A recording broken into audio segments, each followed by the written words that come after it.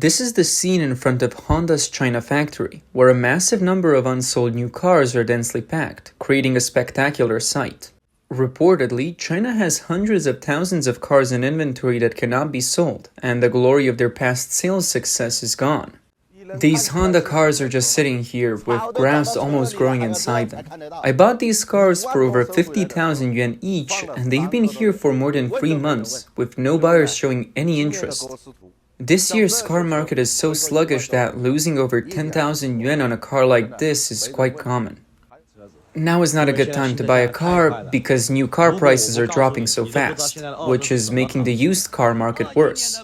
I bought a 2021 Honda XV for over 80,000 yuan earlier this year. It was supposed to sell for over 100,000 yuan, but it's been sitting here unsold. In just a few months, the prices dropped to just over 60,000 yuan. The man filming the video works in the car sales industry. He expressed that the rapid drop in car prices is making him feel extremely overwhelmed. I'm losing confidence in selling cars now. The market in July has been really bad and not a single customer is interested in buying a car. I don't know what to do. These cars have been here for almost 2 months and the recent arrivals have been sitting for almost a month. It's not just about the low prices, there's no demand for cars at all. We just have to wait for the market to improve as there's no other good solution. Due to the worsening economic conditions in China, consumer spending in the car market is weak. The latest data from the China Passenger Car Association (CPCA) shows that passenger car sales in China fell for the third consecutive month in June, down 6.9% year-on-year due to a sluggish economic recovery and low consumer spending. In response, Japanese car brands have decided to cut production. On July 25th, Honda announced that it will reduce its annual production capacity of gasoline cars in China by approximately 290,000 units, about 20% of its total capacity due to sales difficulties. This is Honda's first production cut in China, raising concerns about foreign companies withdrawing from the country. Currently, Honda has 7 automobile production lines in China with combined annual capacity of 1.49 million units. A Honda spokesperson stated that the joint ventures with GAC Group and Dongfeng Motor will cease operations in October and November this year. The joint venture with GAC Group that started nearly 20 years ago produces the Honda Accord with an annual capacity of 50,000 units. Another joint venture with Dongfeng Motor has an annual capacity of 240,000 units. After these production line closures, Honda's total production capacity in China will be reduced by 290,000 units, which might also lead to layoffs. Additionally, according to Nikkei Asia, another factory in Guangzhou may also close or suspend production. If this factory shuts down, China's annual production capacity could further decrease by about 200,000 units. Honda's latest move highlights the difficulties faced by Japanese car manufacturers in China, as price competition intensifies and domestic electric vehicle production surges, causing sales of Japanese models to plummet. Data also shows the challenges Honda faces in the Chinese market. In June this year, Honda's total sales in China were 68,900 units, up 4% month-on-month, but down 39% year-on-year. Sales from January to June were 415,900 units, down 21.5% year-on-year. According to sales data released by GAC Honda and Dongfeng Honda, in the first half of this year, GAC Honda's total production was 184,600 units, and Dongfeng Honda was 251,000 units, down 42.02% and 6.6% year-on-year respectively. Due to the sharp decline in Honda China's sales in the first half of this year, its capacity utilization rate will undoubtedly drop further, likely leading to the decision to shut down part of its production lines in China. While reducing gasoline car production, Honda is focusing on new energy vehicles. Its new electric vehicle factory with Dongfeng Honda will start production in September 2024, and the new energy factory with GAC Honda will begin operations in November 2024. A Honda spokesperson stated that the company aims to optimize its production in China through these changes, adding that Honda faces a severe situation in the country. Other Japanese car manufacturers are also restructuring their China operations. In June, Nissan announced the closure of its factory in Changzhou, Jiangsu province. This was Nissan's most advanced factory in China and began production 4 years ago. It had an annual capacity of about 130,000 vehicles. accounting for around 10% of Nissan's total production in China. This marks Nissan's first closure of a passenger car factory in the country. Dongfeng Nissan's joint venture in China, stated that this decision was made based on changes in overall strategy and the business environment. Nissan CEO Makoto Uchida previously revealed in the company's new business plan that sales prices in the Chinese market had dropped 2 years earlier than expected. Nissan's investment in the Changzhou factory was initially to further expand sales. At the time, China was Nissan's largest market for new car sales, surpassing the United States and being a major pillar of its operations. Now, the closure of the Changzhou factory highlights Nissan's difficulties in China. Statistics show that in 2023, Nissan's new car sales in China dropped by 16% year-on-year, marking the fifth consecutive year of declining sales. This downward trend has continued in 2024, with sales from January to May down 1% year-on-year. In 2023, Mitsubishi Motors also announced it would stop producing cars in China. Due to the decline in Japanese car sales in China, Nippon Steel also plans to significantly reduce its capacity in China. According to a report by Nikkei Asia on July 23rd, Nippon Steel decided to terminate its joint venture contract with Bao Steel, expiring at the end of August after 20 years. This decision marks a turning point in their decades-long partnership, which symbolized the modernization of China's steel industry. This move will reduce Nippon Steel's steel production capacity in China by 70%. With the rise of Chinese electric vehicle manufacturers, Nippon Steel's major customers, Japanese car manufacturers, are struggling in China. Nippon Steel finds it difficult to expand business in China and will shift its investment focus to the United States and India. The Bao Steel Nippon Steel Automotive Sheet Company, BNA, established in 2004, is a 50-50 joint venture between Nippon Steel and Baoshan Iron and Steel Company, which is a subsidiary of China Bao Steel Group. As of the end of last year, BNA employed 591 people and has been electroplating high-quality steel imported from Japan for supply to Japanese car manufacturers' factories in China. Both parties have benefited. Nippon Steel capitalized on the growing demand for automotive steel sheets and expanded its business in China, while Bao Steel gained access to steel sheet technology. At the time of BNA's establishment, China did not have this technology. Kyodo News reported that after the signing of the Japan-China Peace and Friendship Treaty in 1978, Nippon Steel provided technology as a symbol of economic cooperation, contributing to the modernization of China's steel industry. Nippon Steel accepted the Chinese government's invitation to support the construction of the Shanghai Baoshan steel plant. Analysts believe that Japanese companies are closing factories in China for various reasons, with political factors being the most significant. China's environment is increasingly influenced by political issues, making it difficult for businesses to operate. The political and economic climate is deteriorating, and unexpected events could adversely affect companies. Furthermore, private property in China is not well protected, and continuing to do business there could result in significant losses.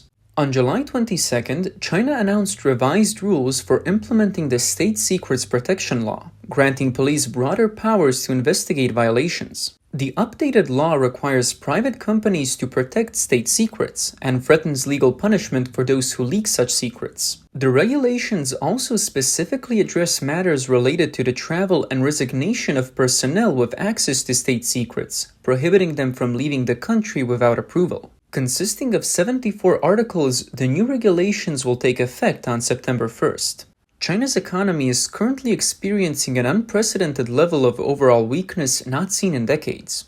Private enterprises are being comprehensively suppressed, consumer spending remains weak, numerous factories have closed down, and tens of millions of people are unemployed. Both central and local governments are heavily indebted and have yet to introduce effective economic stimulus measures.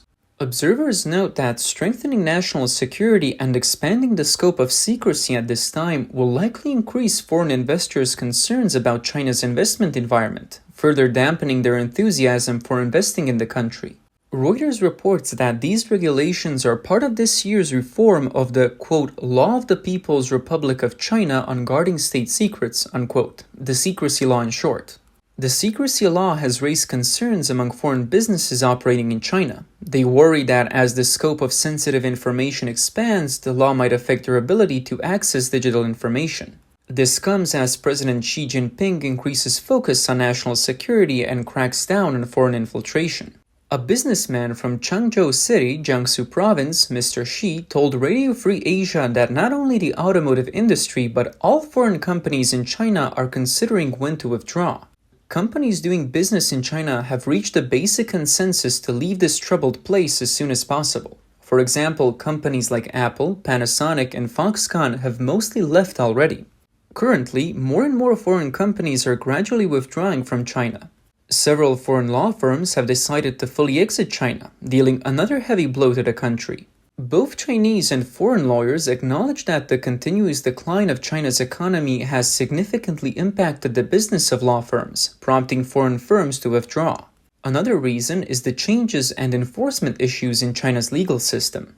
According to the authoritative global lawyer database, Leonard Solutions, the number of U.S. law firm offices in China has decreased from 643 in 2022 to 545 as of July this year, with nearly 100 closures. Before the pandemic in 2019, there were 64 U.S. law firms with offices in China. By July 2024, only 61 remained. Over the past year, there have been frequent reports of U.S. law firms preparing to or already exiting the Chinese market. According to the Voice of America, Weil, Gotshal & Manges LLP, one of the world's largest law firms headquartered in New York, closed its Beijing office last year on New Year's Eve. The office was officially delisted by Chinese authorities that month. In March this year, Weil stated that it was considering closing its Shanghai office. Sidney Austin LLP, where former U.S. President Obama and his wife once worked, announced in May that it would not renew its lease for its Shanghai office, retaining only its offices in Beijing and Hong Kong.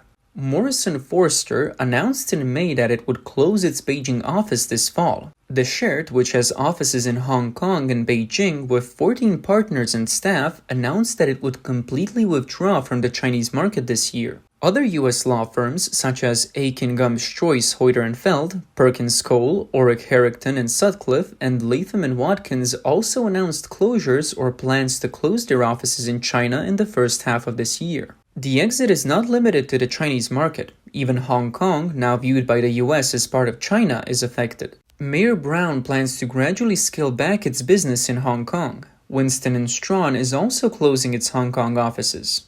Even U.S. law firms that remain in China are scaling back their operations. Leonard Solutions data shows that of the 73 largest U.S. law firms in China, 32 have reduced their number of lawyers over the past decade.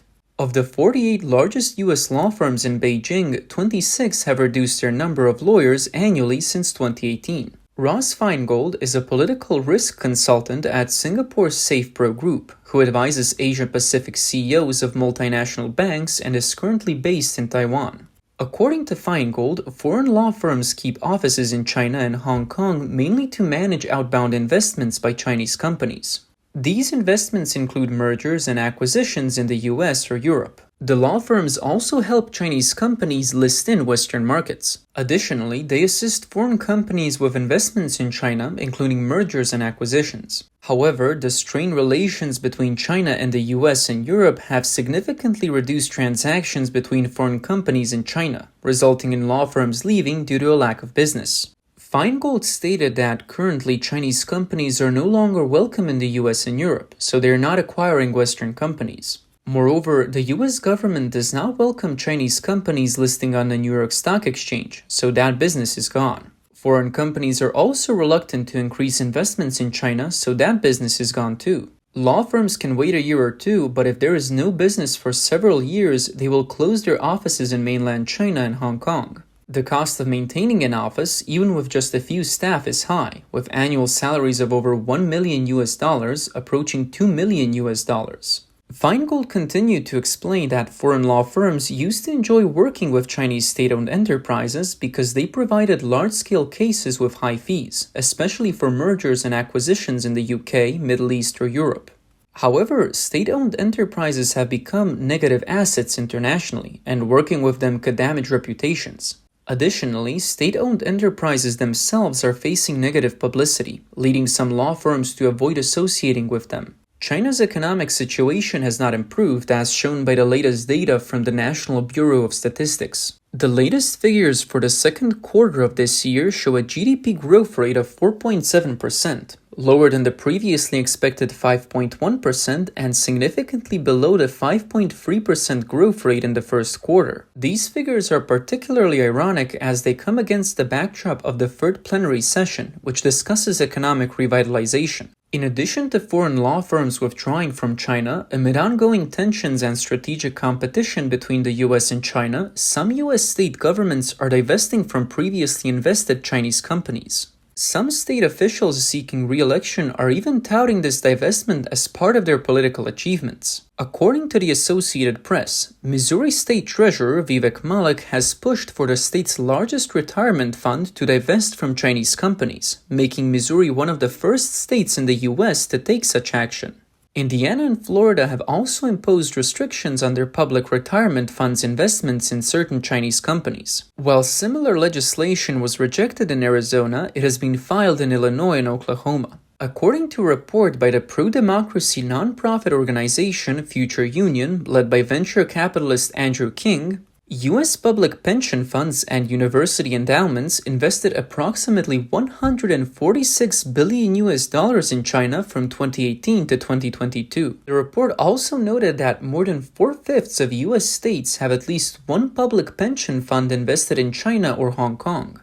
Analysts believe that the accelerated withdrawal of foreign companies from China over the past 3 years is primarily due to geopolitical factors and the clash of values between China and the West. Political and value conflicts have led to economic decoupling, leaving foreign companies feeling insecure in China. Since China is not a market economy or a rule-of-law society, everything is dictated by the Communist Party.